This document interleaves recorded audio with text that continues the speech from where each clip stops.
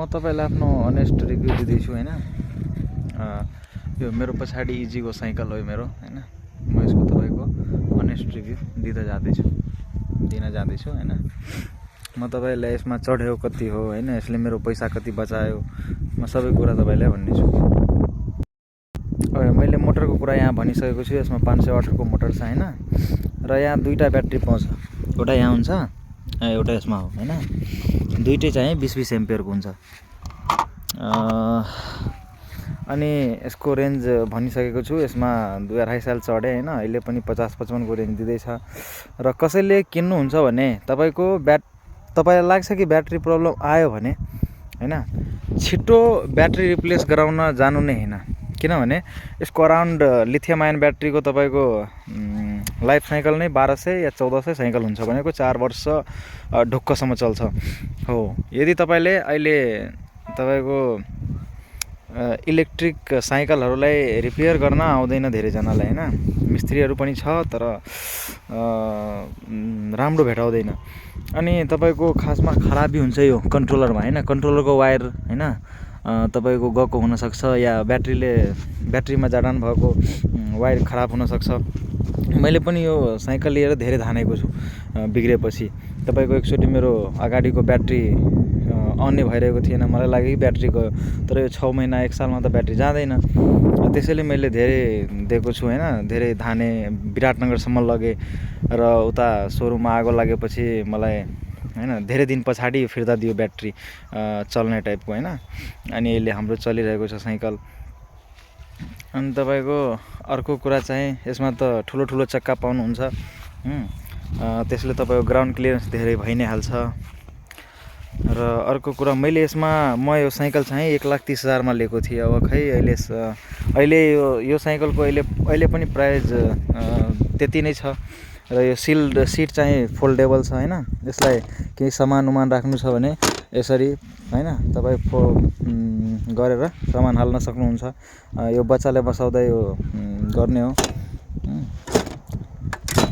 तपाईको अर्को कुरा चाहिँ सिटमा तपाई कभर लगाउँदा झन् राम्रो हुन्छ, बेस्ट हुन्छ। मैले एना चाहिँ 2 चोटी 3 चोटी फेरिसकेको छु त्यो भाँचेको कारणले हैन। अनि मैले यसमा चढेको भनेको हैन, यसमा खासमा 4 डिजिटको छ नम्बर, 1 2 3 4 हैन।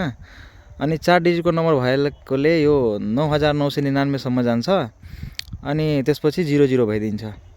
मैले यसमा खासमा अहिले मेरो चलेको भनेको 2393 अराउन्ड 2400 हो।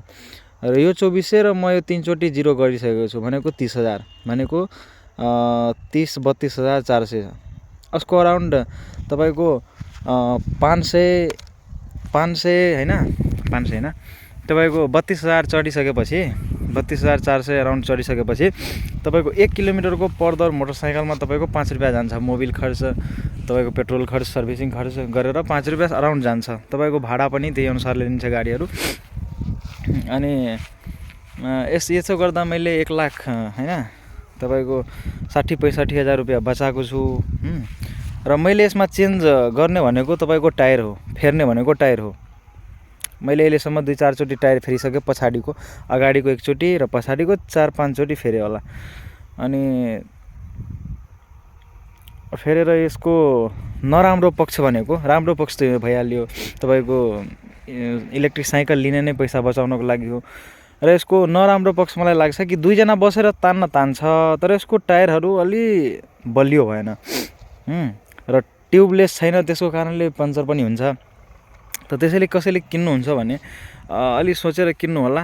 जसलाई एक्लै जानु छ बेस्ट छ, र 2 जना चढ्नु छ भने यो खासमा पिच रोडमा तानिहाल्छ, तर उकालो अरल त त्यति जाँदैन किनभने 500 वाटको मोटर मात्र हो। न यसमा लाइसेन्स चाहिन्छ, न ब्लू बुक चाहिन्छ हैन। यसको त्यो पैसाहरु पनि बचिहाल्छ। अब सालको 3000 जति लाग्छ हैन।